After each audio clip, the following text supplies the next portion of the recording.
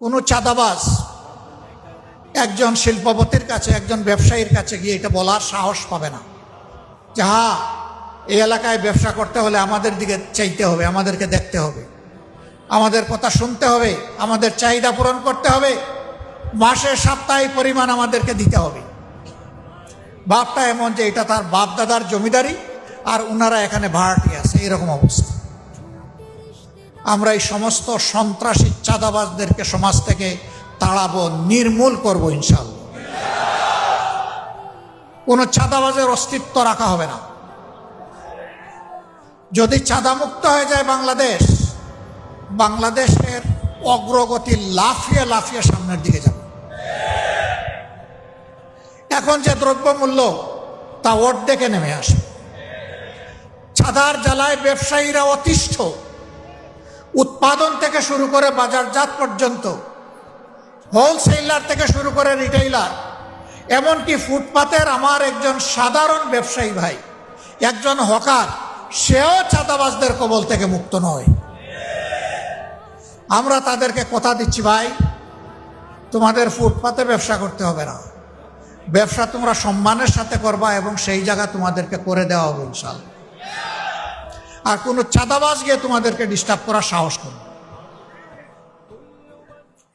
আমাদের দ্বিতীয় প্রায়োরিটি কিছু বলেই ফেলেছি, দুর্নীতির বিরুদ্ধে আমাদের লড়াই শুরু হয়েছে। এই লড়াই থামবে না যতক্ষণ পর্যন্ত দুর্নীতি একদম মাটিতে নেমে না আসছে।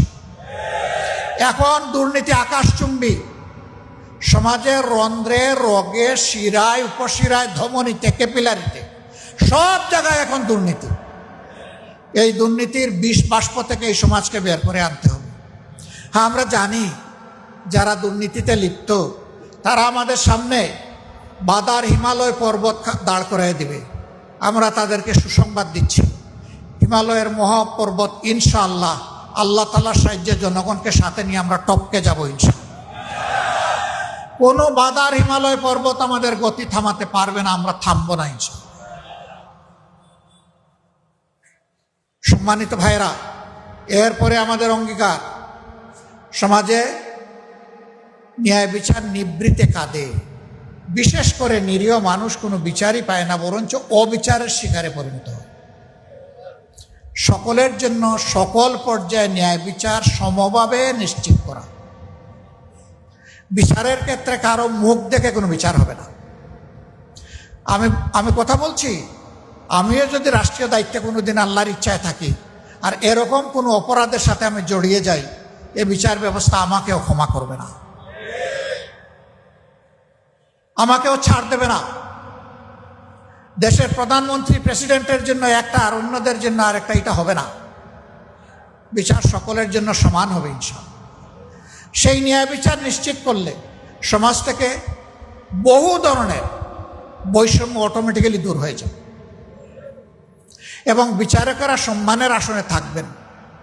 একসময় তাদের ভীষণ সম্মান ছিল। সাধারণ একজন ম্যাজিস্ট্রেটও তিনি সাধারণ বাজারে ঢুকতেন না, সাধারণ মানুষের সাথে মিশতেন না।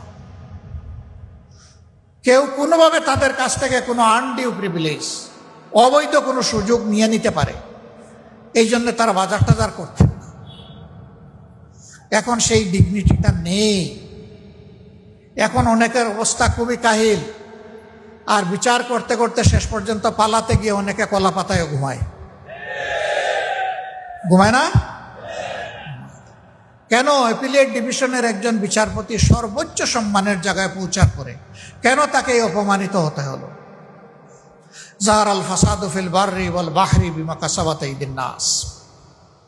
জলে স্থলে অন্তরিক্ষে যা কিছু বিপর্যয়, সব কিছু মানুষের হাতের কামাই। যে যা কামাই করে আল্লাহ তাআলা তাই তাকে দান করেন।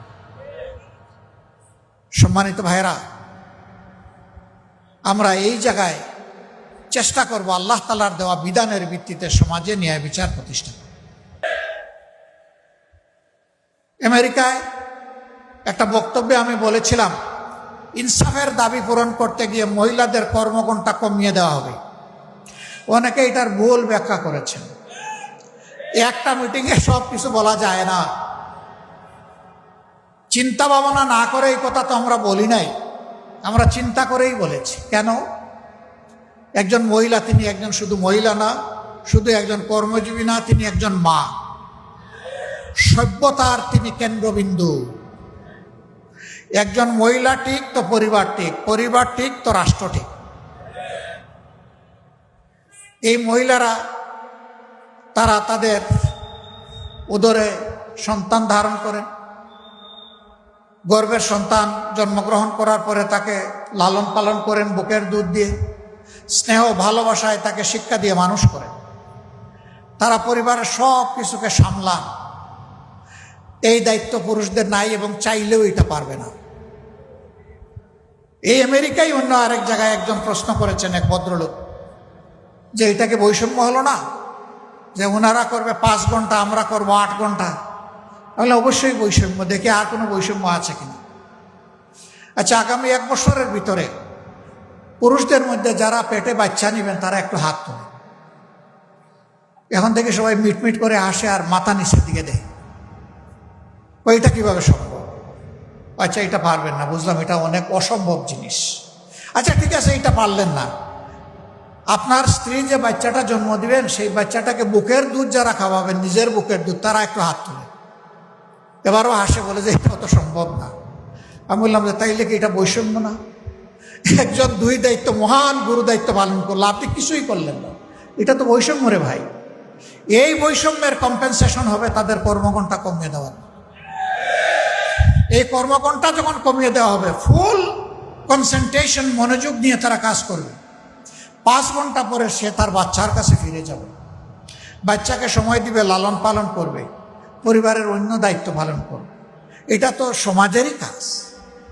এখন আরেক দল বলছে, আহারে গেল তো গেল, সব গেল। আগে এমনিই অনেকে মহিলাদেরকে কাজে নিয়োগ দিতে চায় না, এখন যখন দেখবে 5 ঘন্টা, তখন তো আর দিতেই চাইবে না। হ্যাঁ ভাই, 5 ঘন্টা আমার একজন মা, একজন বোন ডিউটি করবেন, কিন্তু ইনশাল্লাহ তারা 8 ঘন্টার বেতন পাবেন। এই বোঝা গিয়ে যিনি এমপ্লয়ার, নিয়োগকর্তার ঘাড়ে এটা পড়বে না, এটা রাষ্ট্রের দায়িত্ব।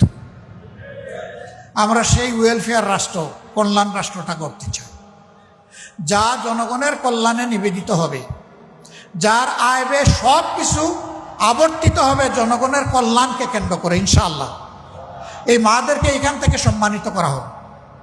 তবে যদি কোনো মা স্বেচ্ছায় তিনি বলেন যে না, আমার সুযোগ আছে, আমার বাচ্চারা বড় হয়ে গেছে, আমি 8 ঘন্টা কাজ করেই আমি 8 ঘন্টার বেতন নেব, তাকে আলাদাভাবে সম্মানিত করা হবে ইনশাআল্লাহ। এখন বাকি যে 3 ঘন্টা থাকলো, এটা কিভাবে পোষাবে?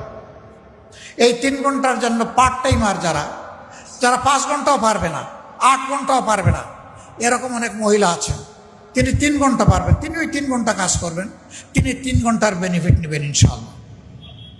তাইলে একজন মানুষের জায়গায় আরেকজন মানুষ কিন্তু ফিট হয়ে গেল। ওনাকে বলছে এর মাধ্যমে জব কমে যাবে, জব তো বেড়ে গেল ভাই, কমলো কোথায়? আগে একজন ছিল, এখন 2 জনের পার্টনারশিপ এখানে বিল্ড আপ হলো। এইভাবে আমরা একটা দরদি সমাজ গঠনে সক্ষম হব ইনশাআল্লাহ, যেখানে পরস্পরের প্রতি শ্রদ্ধা এবং ভালোবাসা থাকে।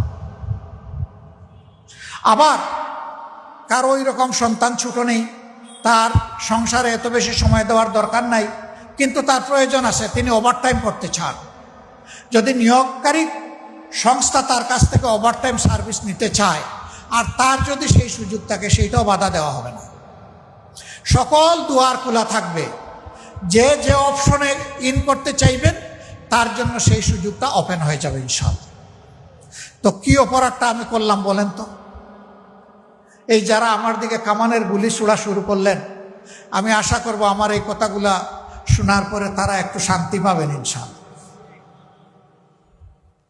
কেউ যদি মনে করেন যে ডাক্তার শফিকুর রহমান এই কথা বলে সমস্ত মহিলাদের ভোট নিয়ে যাচ্ছে, হায় হায় আমাদের কি হবে? ভাই, আপনাদেরকেও যদি সব ভোট দিয়ে দেয় আমার কোনো আপত্তি নাই, কিন্তু মায়েরা বোনেরা যদি তাদের নিরাপত্তা ভেবে তাদের জন্য সবচেয়ে কমফোর্টেবল জোন হিসেবে আমাদেরকে বাছাই করে নেয়, সেটাও আপনাদেরকে মেনে নেওয়ার জন্য প্রস্তুত থাকতে হবে। ওখানেও আপত্তি তুলতে পারবেন না।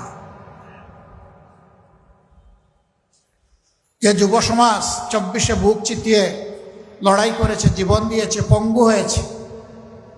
তারা অনেকেই জানতো না তারা বেঁচে থাকবে কিনা। সেই যুব সমাজের একটা বিশাল দাবি, চাহিদা, প্রত্যাশা এই জাতির কাছে আছে। তাদের এই প্রত্যাশাকে আমরা সম্মান করি এবং আমরা কথা দিচ্ছি তোমাদের প্রত্যাশা পূরণে আমরা লড়ে যাব ইনশাআল্লাহ।